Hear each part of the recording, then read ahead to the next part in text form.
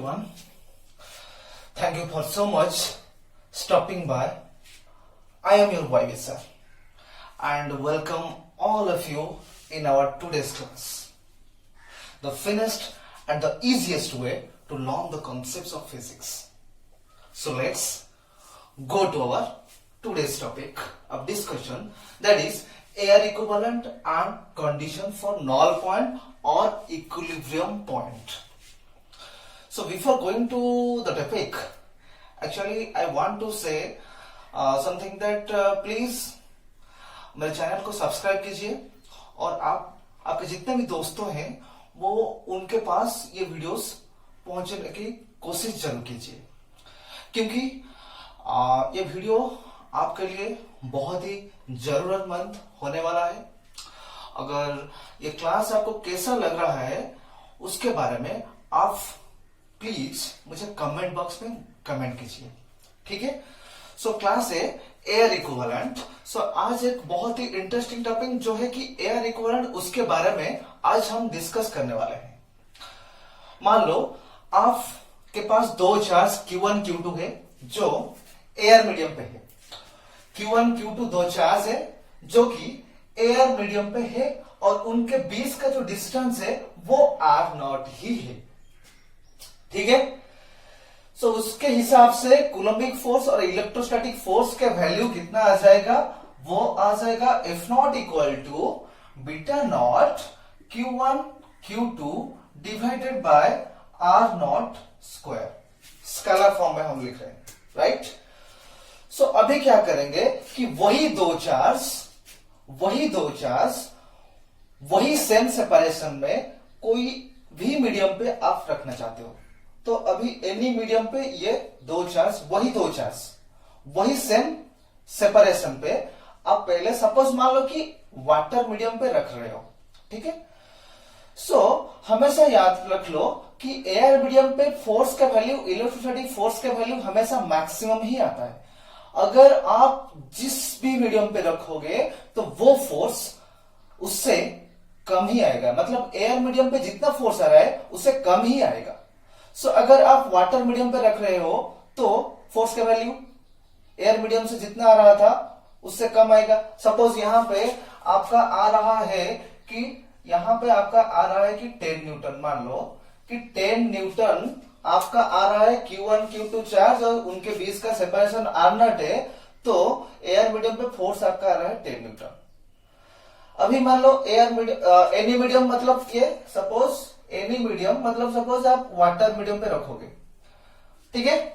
Any medium suppose water medium पे रखोगे तो वो जो फोर्स 10 न्यूटन आ रहा था वही सेम चार्ज वही सेम सेपरेशन, वो 10 न्यूटन अभी आएगा या उससे कम आएगा या उससे ज्यादा आएगा, उससे कम ही आएगा, ठीक है, उससे कम ही आएगा।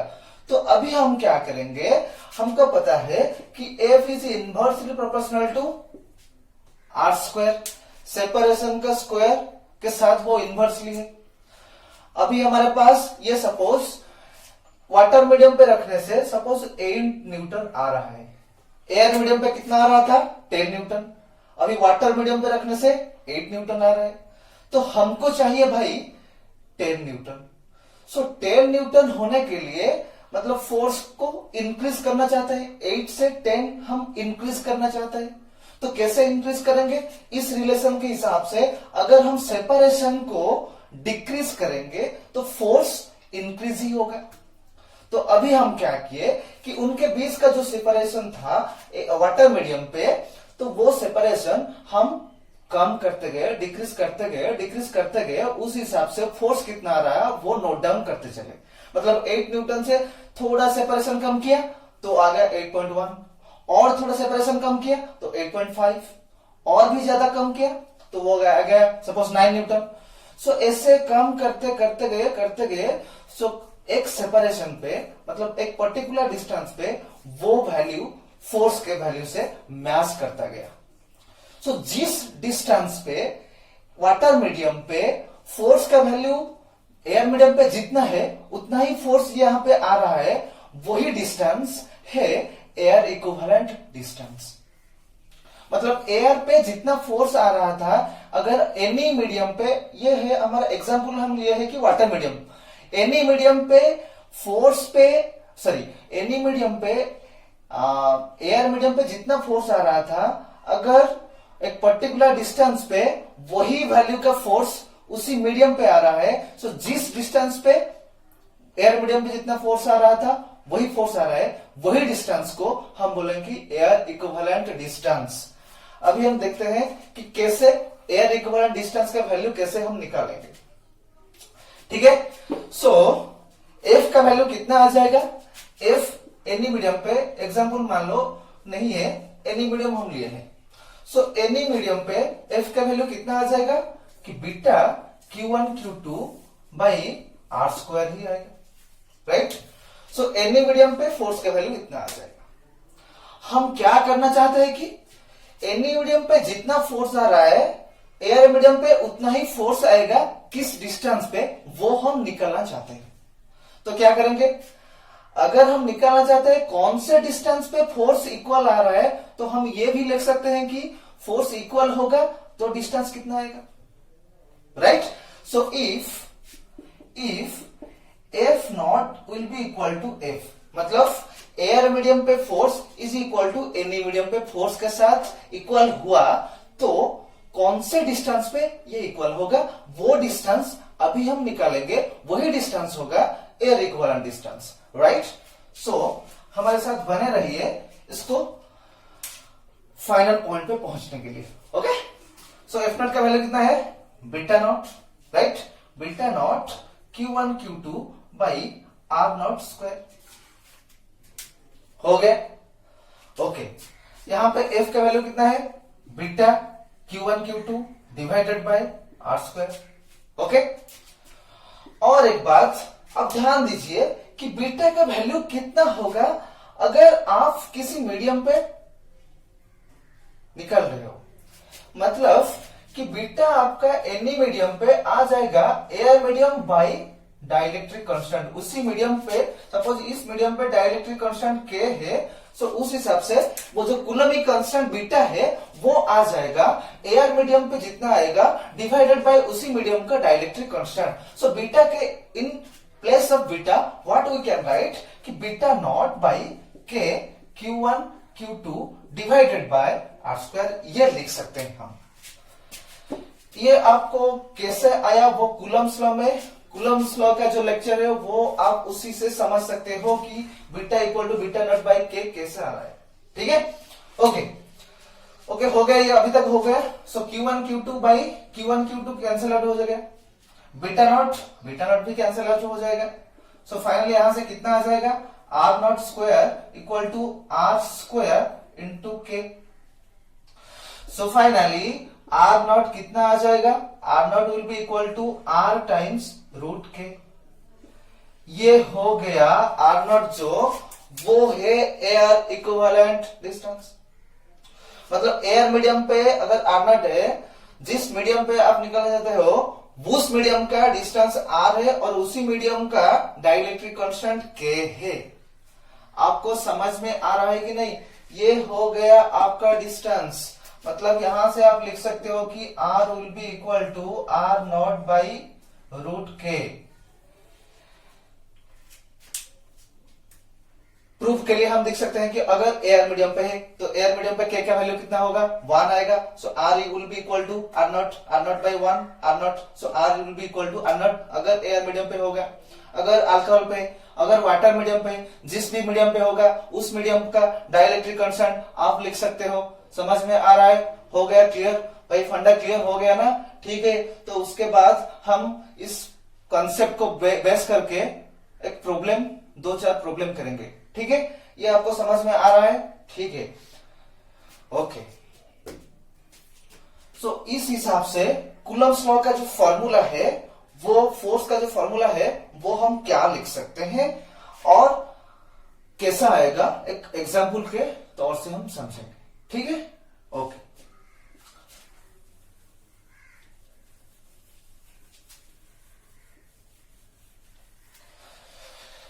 हो गया,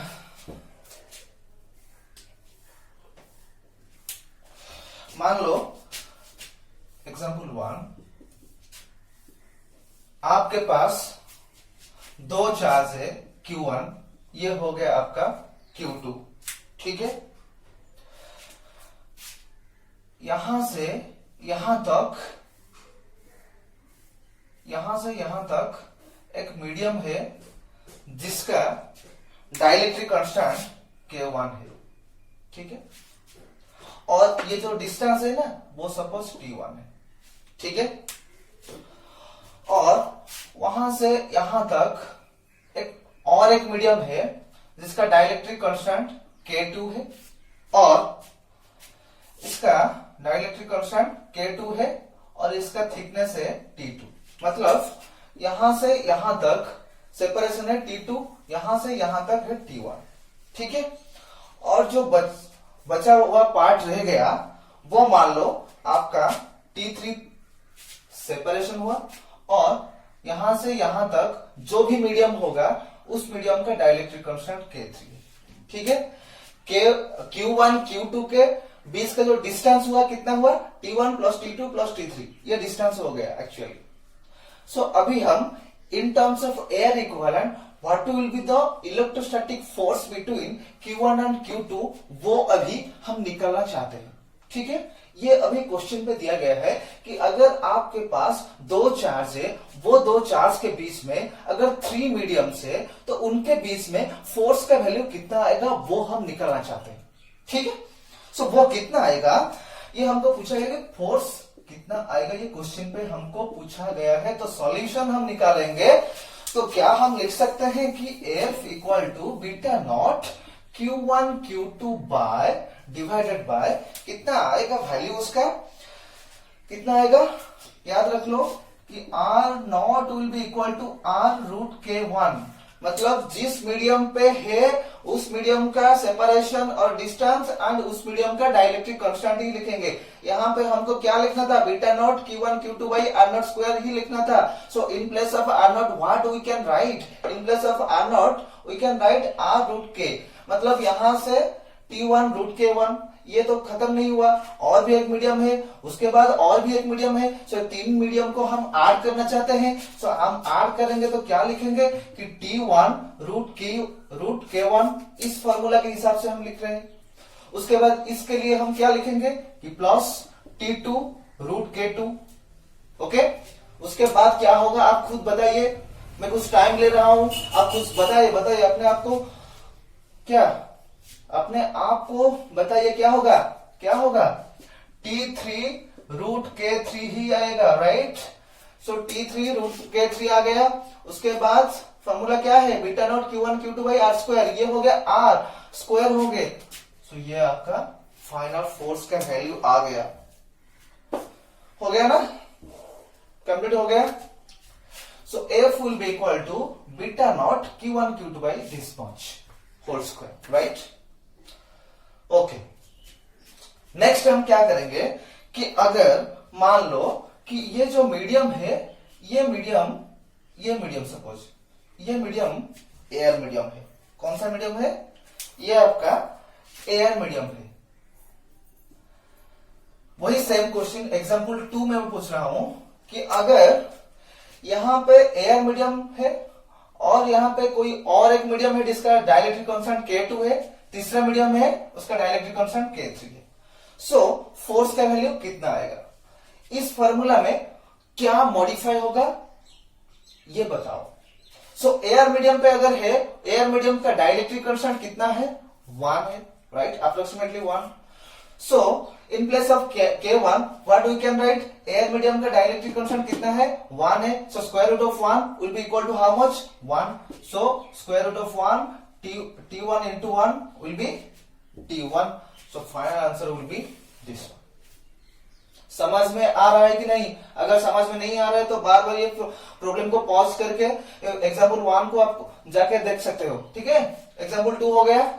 उसके बाद एग्जाम्पल 3 की तरफ बढ़ेंगे कि अगर एग्जाम्पल 3 में आपके पास क्या है, एग्जाम्पल 3 में क्या है आपके पास, अगर ये सेपरेशन ही पता नहीं है, ठीक है, पर टोटल सेपरेशन है आपके पास पता है Q1 और Q2 के बीच का जो डिस्टेंस है वो R है, पर ये कितना होगा वो आपको पता नहीं है, तो फोर्स का वैल्यू कितना आएगा वो हम निकालेंगे कैसे, ठीक है, वो हम कैसे निकालेंगे। ओके, पहले हम क्या करेंगे कि ये जो डिस्टेंस कितना है वो डिस्टेंस कैलकुलेट करेंगे।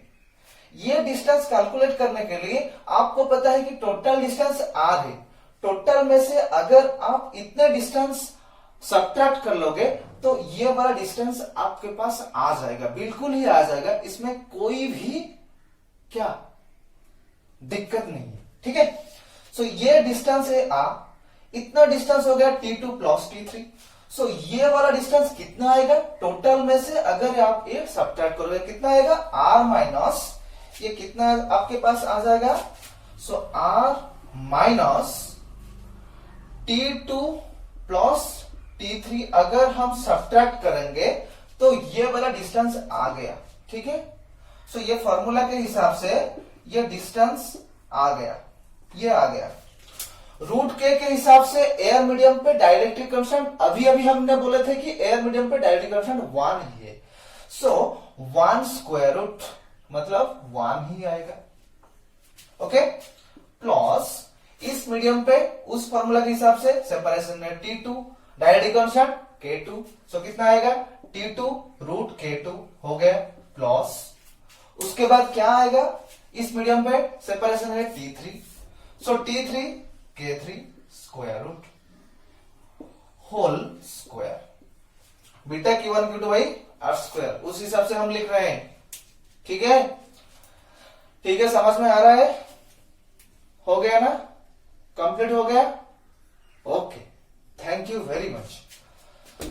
नेक्स्ट हम क्या करेंगे कि कंडीशन फॉर इक्विलिब्रियम पॉइंट और नॉल पॉइंट के बारे में बताएं कि अगर आपके पास बहुत सारे चार्जेस हैं, ठीक है, और आप एक अलग से चार्ज को उनके बीच में रखना चाहते हैं, तो अगर वो हम रखेंगे तो वो चार्ज रखने से उसके ऊपर जीरो फोर्स अगर आ रहा है, नेट फोर्स जीरो उसके ऊपर आ रहा है, तो भी जाके हम बोल सकते हैं कि वो चार्ज इक्विलिब्रियम पे है, वही पॉइंट होगा नॉल पॉइंट।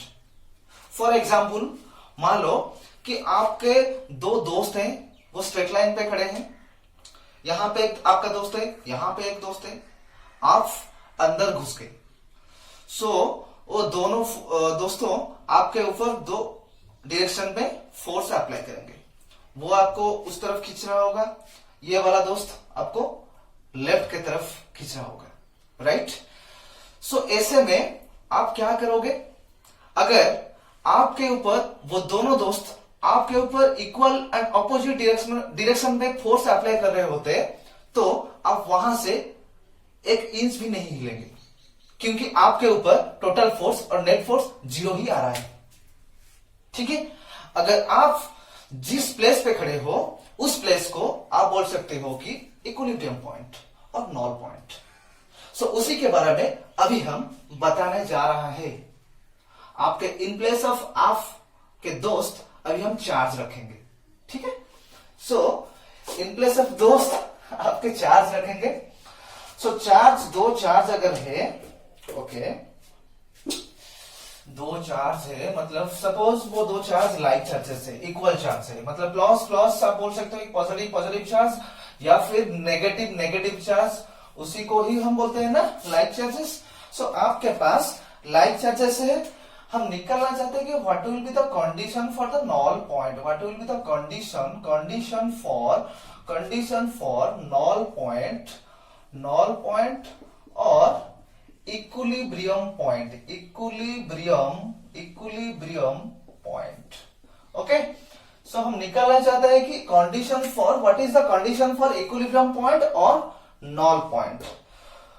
सो आपके पास ये हो गया Q1 चार्ज, ओके, यहां पे और एक चार्ज Q2 हो गया, उनके बीच का सेपरेशन है सपोज R, वो एक स्ट्रेट लाइन पे है, ठीक है।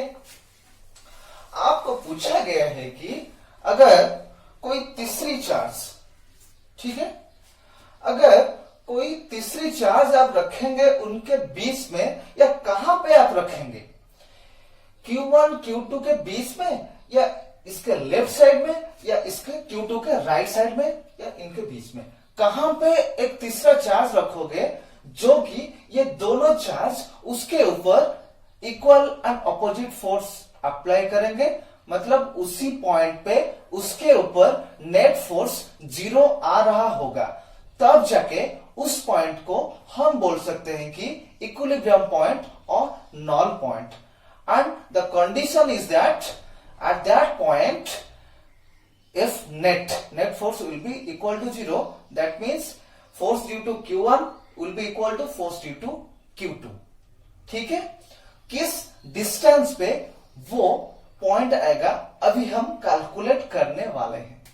सो अच्छे से ध्यान से नोट डाउन कीजिए और देखते रहिए, ठीक है। सो मैं पहले से बोल रहा हूं कि अगर दो लाइक चार्ज है, यहां पे हम लाइक चार्ज ले रहे हैं, लाइक चार्ज मतलब सिमिलर चार्ज, लाइक चार्ज हम ले रहे हैं मतलब वो सिमिलर चार्ज ही है। मान लो कि यहां पे हमने रखेंगे, मतलब ये हो गया आपका सपोज Q, ये सपोज A पॉइंट पे है, ये B पॉइंट पे Q2 चार्ज है, ये C पॉइंट पे आपका आ गया, सपोज वो नॉल पॉइंट और इक्विलिब्रियम पॉइंट C पे ही आया है। वो कितने दूरी पर है, वो A से सपोज X डिस्टेंस पे है। वो जो Q चार्ज और थर्ड चार्ज है, सपोज वो A पॉइंट से और Q1 से X डिस्टेंस पे है, तो B पॉइंट से कितना डिस्टेंस पे होगा, ये टोटल R अगर आपको पता है, ये X हो गया, तो वो कितना आ जाएगा, वो आ जाएगा R माइनस X। ठीक है, सो नॉल पॉइंट और इक्विलिब्रियम पॉइंट क्या बोल रहे हैं हम, कि जिस चार्ज इक्विलिब्रियम पे होगा उसके ऊपर नेट फोर्स 0 आ रहा होगा, मतलब Q1 उसके ऊपर जिस भी डायरेक्शन में अप्लाई कर रहा होगा फोर्स, Q2 उसके ऊपर उसके अपोजिट डायरेक्शन में फोर्स अप्लाई करेगा। ठीक है, सो अभी हम देखेंगे कि अगर C पॉइंट के और Q चार्ज के ऊपर Q1 फोर्स अप्लाई करेगा, ये दोनों लाइक चार्ज हो गए, ये दोनों सिमिलर चार्ज हो गए, तो ये टेस्ट चार्ज है, तो ये मूव करेगा, किस तरफ मूव करेगा, इस तरफ मूव करेगा, क्योंकि ये रिपेल करेगा। सो ये मतलब Q1 Q के ऊपर फोर्स अप्लाई करेगा, किस तरफ, इस तरफ, ये हो गया आपका force at C due to A, right. So ये हो गया आपका force at C due to A का डायरेक्शन इस तरफ। ओके, सो B भी पॉजिटिव चार्ज है, Q टेस्ट चार्ज है, वो भी पॉजिटिव है, ये भी Q2 इसको क्या करेगा, मतलब Q2 Q को क्या करेगा, वो भी रिपेल करेगा, किस तरफ रिपेल करेगा, इस तरफ ही रिपेल करेगा। ठीक है, सो इस तरफ आ जाएगा आपका फोर्स, कितना आ जाएगा, F at C due to B। हो गया ना। और भी एक बात आप ध्यान दीजिए, क्या है, ये सेपरेशन आप देख लीजिए। ठीक है, ओके, अभी हम निकालना चाहते हैं कि ये जो X है वो कितना आएगा, वो अभी हमारा टारगेट है। ठीक है, सो अगर C या Q नल पॉइंट और इक्विलिब्रियम पॉइंट है, तो हम ये लिख सकते हैं कि उसके ऊपर नेट फोर्स 0 ही आएगा, मतलब उसके ऊपर इक्वल एंड अपोजिट डायरेक्शन में ही फोर्स आएगा। सो हम ये लिख सकते हैं कि F at C due to A magnitude will be equal to F at C due to B का मैग्नीट्यूड। इक्वल फोर्स अप्लाई होगा बट ऑपोजिट डायरेक्शन पे अप्लाई होगा, तभी जाके नेट फोर्स 0 आएगा ना। ओके, सो यहां से हम क्या लिख सकते हैं, FCA का वैल्यू कितना आएगा, FCA का वैल्यू कितना आएगा, मतलब बीटा नॉट C पॉइंट पे कौन सा चार्ज है, Q। ओके, उसके बाद A पॉइंट पे Q1, C और A के बीच में डिस्टेंस कितना है, X है, सो हम ये लिख सकते हैं X स्क्वायर। हो गया, that will be equal to FCB का मैग्नीट्यूड कितना आएगा, बीटा नॉट। हो गया। ओके, सो C पॉइंट पे कौन सा चार्ज है, C पॉइंट पे Q चार्ज है, तो हम लिख लिया Q। हो गया। उसके बाद B, F at C due to B, so B point पे कौन सा चार्ज है, Q2 है। अब ये दोनों पॉइंट को देखिए, ठीक है, सो Q2 वहां पे है, डिवाइडेड बाय C और B पे डिस्टेंस कितना है, R माइनस एक्स। सो हम लिख सकते हैं कि R minus x whole square. Right. So यहां से आप beta not Q1 Q1 sorry actually Q cancel हो जाएगा। ओके, सो Q1 ये Q2 है, आपके पास ही रह जाएंगे वो दोनों चार्ज। ठीक है, सो यहां से आप ये लिख सकते हो कि Q1 बाई क्या आएगा, Q1 बाई आपके पास आ जाएगा Q1 by Q2 will be equal to, ये इस तरफ आ जाएगा, क्रॉस मल्टीप्लीकेशन आप भी लिख सकते हो। क्रॉस मल्टीप्लाई करेंगे तो क्या आएगा, क्रॉस मल्टीप्लाई करेंगे वो अच्छा होगा साइन, राइट। क्रॉस मल्टीप्लाई करेंगे तो ये इस तरफ आ जाएगा। So r minus x whole square into Q1 will be equal to x square into Q2, right. So r minus x divided by x whole square, ये Q1 इस तरफ चला जाएगा। सो Q2 डिवाइडेड बाई Q1 आ जाएगा। Okay, implies ये square इस तरफ आएगा तो स्क्वायर रूट हो जाएगा। सो कितना आएगा, r minus x by x will be equal to root Q2 by root Q1 आ जाएगा। इंडिविजुअली आप इसका स्क्वायर रूट निकालेंगे तो भी इंडिविजुअली लिख सकते हो गया। ओके, सो उसके बाद क्या आएगा, r by x minus 1, r by x minus 1 will be equal to root Q2 divided by root Q1। हो गया ना। उसके बाद यहां से मैं लिख रहा हूं कि r बाई एक्स आपका कितना आ जाएगा, ये माइनस 1 उसके तरफ चला जाएगा। So 1 plus root Q2 by root Q1 हो गया ना। सो कितना आ जाएगा, यहां से आप लिख सकते हो कि root Q1 plus root Q2 divided by root Q1 हो गया। इंप्लाइज फाइनली एक्स आप क्या लिख सकते हो, इसको फ्लिप कर दोगे तो ये भी फ्लिप हो जाएगा। उसके बाद x by R will be equal to root Q1 by root Q1 plus root Q2। So x will be equal to how much, x will be equal to root Q1 into R. So R root Q1 by root Q1 plus root Q2, ये आपका final value आ गया।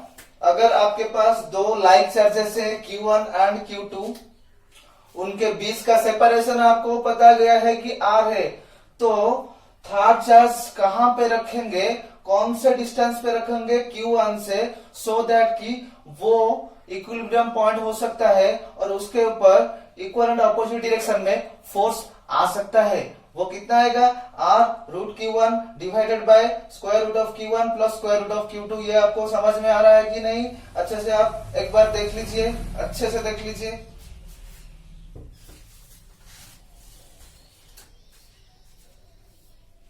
हो गया, अच्छे से और एक बार देख लीजिए।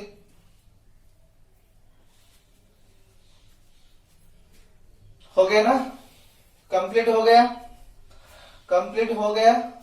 इसी के ऊपर बेस करके अभी हम एक प्रॉब्लम करने वाले हैं। कि मान लो कि आपके पास दो चार्ज है, plus Q and plus Q। Example क्या हो गया आज के लिए 4। सो ये हो गया आपका ए पॉइंट, यहां पे प्लस Q चार्ज है, और ये हो गया आपका बी पॉइंट, वहां पे भी प्लस Q चार्ज है। ठीक है, और उनके बीच का जो डिस्टेंस है वो R है। ठीक है, सो थर्ड चार्ज कहां पे रखेंगे, सो दैट कि वो चार्ज इक्विलिब्रियम मेंटेन करेगा। सपोज थर्ड चार्ज यहां पे रखेंगे, वो सी पॉइंट हो गया, वो हो गया प्लस सपोज Q, वो सपोज x डिस्टेंस पे है। हो गया ना। सो ऐसा ही प्रॉब्लम आपको पूछा गया है तो डायरेक्ट आप ये फॉर्मूला लिखेंगे। कौन सा फॉर्मूला कि x equal to r root q1 divided by root q1 plus root q2। यहां से q1 q2 कैसे आप पता करेंगे कि x मतलब जहां से आप सेपरेशन ले रहे हो वो q1 होगा। सो ये आपका हो जाएगा कितना, q1 will B plus q। सो इस फॉर्मूला के हिसाब से यहां पे q1 प्लस q है, q2 भी प्लस q है, तो कितना आ जाएगा r root q divided by root q plus root q। कितना आ जाएगा, root q plus root q 2 times root q। So कितना आ जाएगा r root q divided by 2 root q। So आ गया आपका कितना r/2। ठीक है, आ गया ना। ओके, अभी मैं वैल्यू थोड़ा चेंज कर रहा हूं कि अगर मान लो कि आपके पास ए पॉइंट पे आपको मान लो सपोज 4 कूलम चार्ज है, 4 कूलम, यहां पे 2 कूलम चार्ज है, तो ये फॉर्मूला के हिसाब से नॉल पॉइंट कितना आएगा, नॉल पॉइंट का वैल्यू मतलब डिस्टेंस जो है वो कितना आएगा। यहां से आप लिख सकते हो कि Q1 इज कितना है, Q1 यहाँ पे, Q1 यहां से कितना आएगा 4 कूलम, राइट। सो Q2 यहां से कितना आएगा 2 कूलम। सो उस हिसाब से हम क्या लिखेंगे कि R Q1 so 4 square root of 4 divided by Q1 is how much 4, तो square root of 4 plus root 2। उस हिसाब से कितना आएगा, square root of 4 is 2, so 2R divided by 2 plus root 2। Okay, so इतना वैल्यू ही आएगा। ओके, आपको समझ में आ रहा है कि नहीं, ठीक है, समझ में आ रहा है। ओके,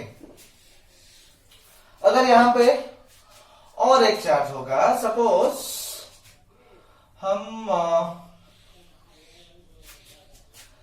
यहां पे 9 लेंगे और यहां पे 3 कूलम लेंगे, कितना आएगा बताओ बताओ, जल्दी बताओ, जल्दी किस किस का आंसर हो गया, जल्दी जल्दी जल्दी। आप रफ में लिख सकते हो कितना आएगा। Q1 यहाँ पे कितना है, Q1 is 9 coulomb, Q1 is 9 coulomb, Q2 is 3 coulomb. Okay okay, 3 लेंगे। ओके ठीक है, अगर आप ये 4 लोगे तो आंसर अच्छा आएगा, 4 कूलम हो गया। सो ये 4 कूलम हो गया, तो R into Q1 is square root of 9 is 3 divided by, आप ये पहले लिखो कि square root of 9 divided by square root of 9 plus square root of 4। So आ गया कितना 3R divided by 3 plus 2 is 5।